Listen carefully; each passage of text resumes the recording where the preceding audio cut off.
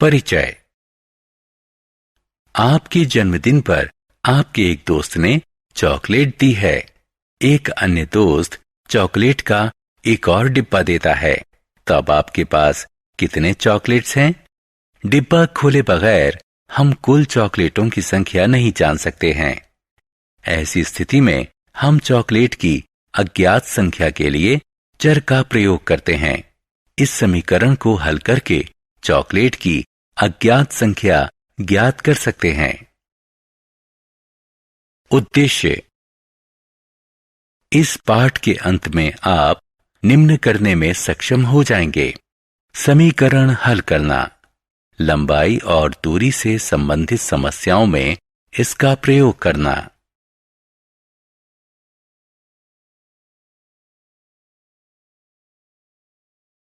समीकरण।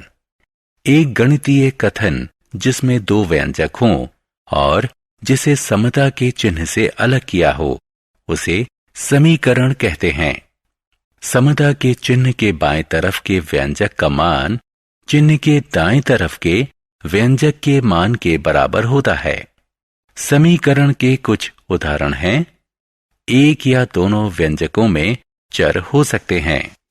जब किसी समीकरण में केवल एक चर हो तो उसे एक चर वाला समीकरण कहते हैं। जैसे यदि किसी समीकरण में दो चर हों तो उसे दो चर वाला समीकरण कहते हैं। जैसे रैखिक समीकरण। यदि किसी समीकरण में चर x की अधिकतम घात 1 हो तो इसे रैखिक समीकरण कहते हैं। जैसे दूसरे शब्दों में रैखिक समीकरण में सिर्फ रैखिक बहुपद होते हैं। समीकरण के पक्ष। समता चिन्ह के बाएं तरफ के व्यंजक को LHS और दाएं तरफ के व्यंजक को समीकरण का RHS कहते हैं। LHS और RHS समीकरण के पक्ष होते हैं।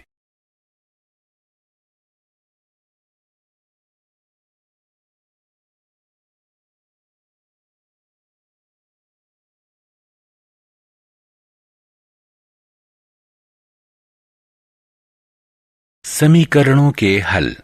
चर का वह मान जो समीकरण को संतुष्ट करे उसे समीकरण का हल कहते हैं। निम्न समीकरण पर ध्यान दीजिए। इसलिए 9 समीकरण x = 3 = 12 का हल है, क्योंकि यह समीकरण को संतुष्ट करता है। ध्यान दीजिए कि दूसरे महान समीकरण x = 3 = 12 के हल नहीं हैं, क्योंकि वे समीकरण को संतुष्ट नहीं करते हैं। समीकरण को हल करना। समीकरण के संतुलन को बनाए रखने के लिए हम समीकरण के एक पक्ष में जो संक्रिया करें उसे दूसरे पक्ष में भी अवश्य करना चाहिए। किसी समीकरण को हल करने का यह मूलभूत नियम है। पक्षांतरण विधि। हमने देखा है कि पक्षांतरण विधि किसी समीकरण को हल करने की सबसे सुविधाजनक विधि है। इस विधि को अपनाने के लिए निम्नलिखित नियमों का प्रयोग किया जाता है। किसी समीकरण का कोई पद जिसे एक पक्ष से दूसरे पक्ष में स्थानांतरण या पक्षांतरण किया जा सकता है, अपना चिन्ह बदल देता है। जैसे यदि x - 12 = 5 तो x = 5 + 12। यदि x = 1 = कोष्ठक में -2x तो x = 2x = कोष्ठक में -1। एक पक्ष में यदि संख्या से किसी चर या अचर में विभाजन किया जा रहा है तो पक्षांतरण के बाद उसे संख्या से गुणन किया जाएगा। इसके उलट भी सत्य है। जैसे 5x = 10 हो जाता है x = 10 × 5 = 50 के। 5x = 10 हो जाता है x = 10/5 = 2 के। इस नियम के प्रयोग से चरों को बाएं पक्ष में और अचर पदों को दाएं तरफ पक्षांतरण कर दिया गया है।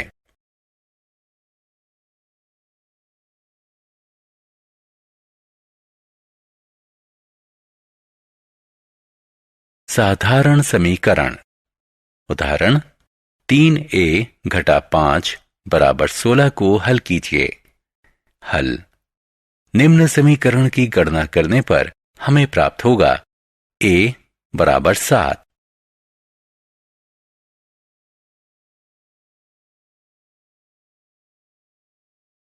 दोनों पक्ष में चर वाले समीकरण।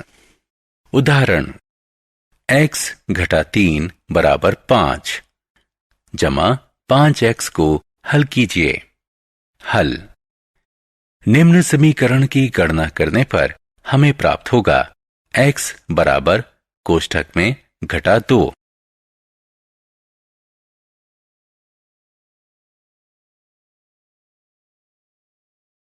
जटिल समीकरण।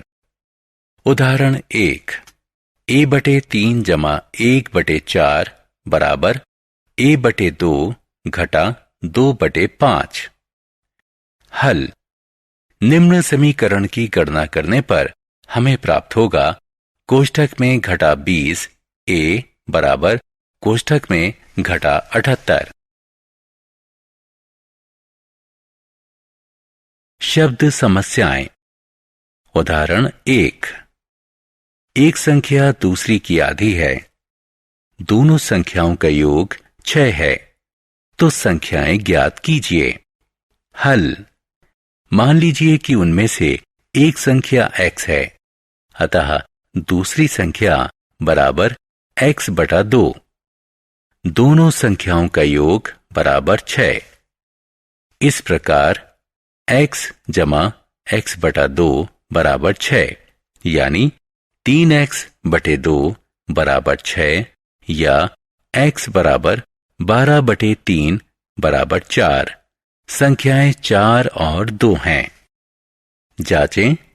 दोनों संख्याओं का योग 6 है। इस प्रकार उत्तर सही है। शब्द समस्या। उदाहरण 2 किसी भिन्न का अंश हर से 3 कम है। यदि अंश में 1 का योग किया जाए तो हर में 3 की वृद्धि होती है और भिन्न 1/2 के बराबर हो जाता है। असली भिन्न का पता कीजिए। हल। मान लीजिए कि असली भिन्न का हर x है। यदि अंश हर से 3 कम है तो अंश बराबर x घटा 3। असली भिन्न बराबर x घटा 3 बटे x। नए भिन्न का हर बराबर x जमा 3। नए भिन्न का अंश बराबर कोष्ठक में x घटा 3 जमा 1 बराबर x घटा 2।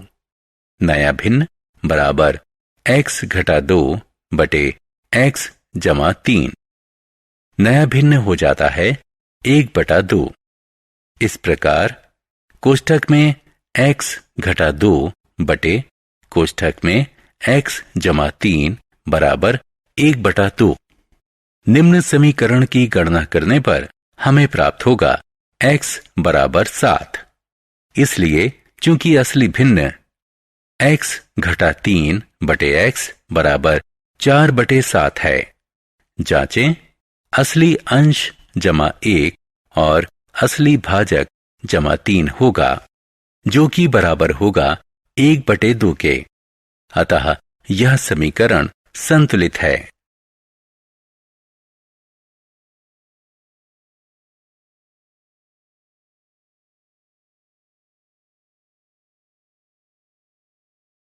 शब्द समस्या।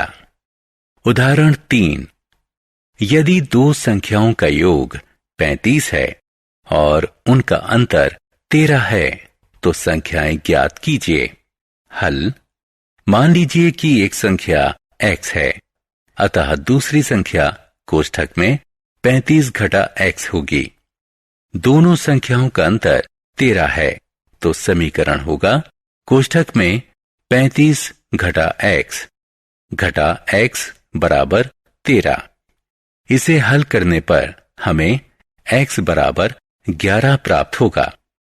दो संख्याएं 11 और 24 हैं। जांचें, दोनों संख्याओं का योग बराबर 11 जमा 24 बराबर 35। दोनों संख्याओं का अंतर बराबर 24 घटा 11 बराबर 13। अतः उत्तर सही है। उदाहरण, दो संख्याओं का अनुपात 3:4 है। दोनों संख्याओं का योग 56 है। तो संख्याएं ज्ञात कीजिए। हल, मान लीजिए कि संख्याएं 3x और 4x हैं। इनका योग 56 है। 7x बराबर 56, x बराबर 8, इसलिए संख्याएं 3 गुणा 8 बराबर 24 और 4 गुणा 8 बराबर 32 हैं।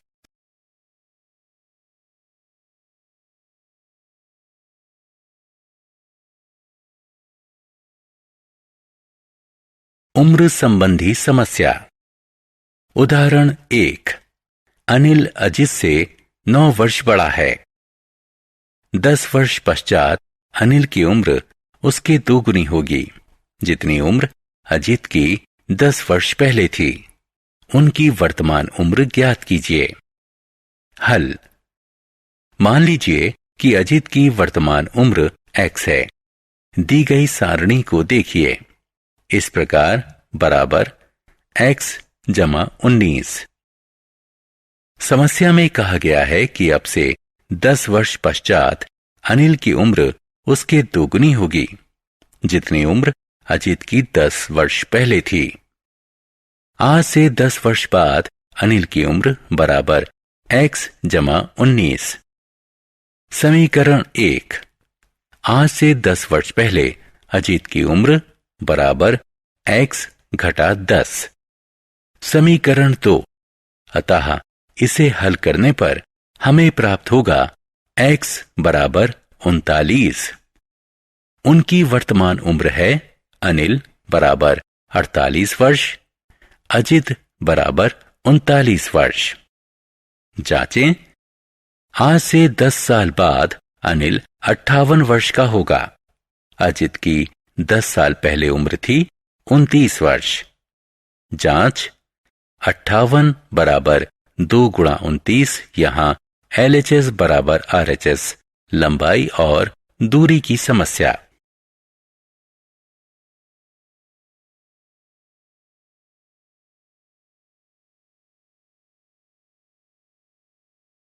लंबाई और दूरी की समस्या। उदाहरण 2, एक आयत की लंबाई उसकी चौड़ाई से 6 इकाई अधिक है। इसका परिमाप 20 इकाई है। इसकी लंबाई और चौड़ाई ज्ञात कीजिए। हल, मान लीजिए कि आयत की चौड़ाई x इकाई है। अतः लंबाई बराबर x जमा 6 चौड़ाई 2। कोष्ठक में लंबाई जमा चौड़ाई बराबर परिमाप। क्योंकि परिमाप 20 इकाई है, इसलिए लंबाई जमा चौड़ाई बराबर 10 इकाई होगी। इस प्रकार x जमा कोष्ठक में x जमा 6 बराबर 10 या 2x जमा 6 बराबर 10, इसलिए 2x बराबर 4 और x बराबर 2।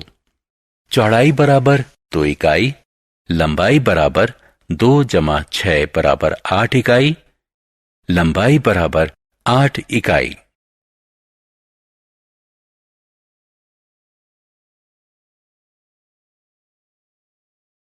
आयु संबंधी समस्या।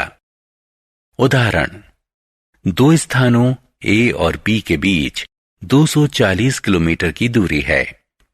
एक मोटरसाइकिल एक बिंदु A से और एक पदयात्री एक बिंदु B से एक ही समय से प्रारंभ होते हैं। मोटरसाइकिल की चाल पदयात्री की चाल से 15 गुना अधिक है। प्रारंभ करने के 3 घंटे बाद एक बिंदु M पर दोनों मिले। बिंदु A बिंदु B से कितना दूर है? हल, कुल दूरी 240 किलोमीटर है। मान लीजिए कि पदयात्री x प्रति घंटा की चाल से चलता है। कुल दूरी बराबर 240 किलोमीटर। पदयात्री द्वारा तय की गई दूरी जमा मोटरसाइकिल द्वारा तय की गई दूरी बराबर 240 किलोमीटर। इसे हल करने पर हमें मिलेगा x बराबर 5। वे एक बिंदु M पर मिलेंगे जो B से 15 किलोमीटर और A से 225 किलोमीटर दूर है। सारांश। आइए हमने जो कुछ सीखा है उसे संक्षेप में दोहराएं। एक या एक से अधिक चरों वाले दो बीजीय व्यंजकों के बीच समता कथन को समीकरण कहते हैं।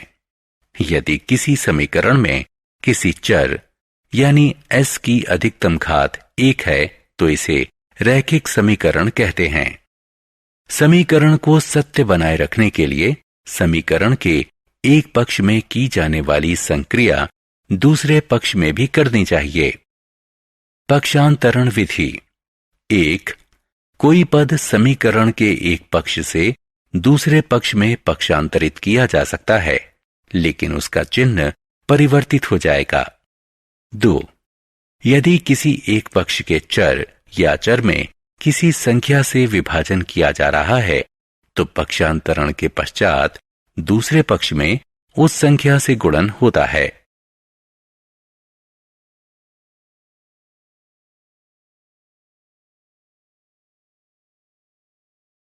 किसी समीकरण को हल करते समय हम निम्न चरण प्रयोग में लाते हैं। अज्ञात को चिन्हित करते हैं, दिए गए तथ्यों को पहचानते हैं, दिए गए संबंधों के आधार पर समीकरण बनाते हैं, समीकरण को हल करके अज्ञात का मान करते हैं,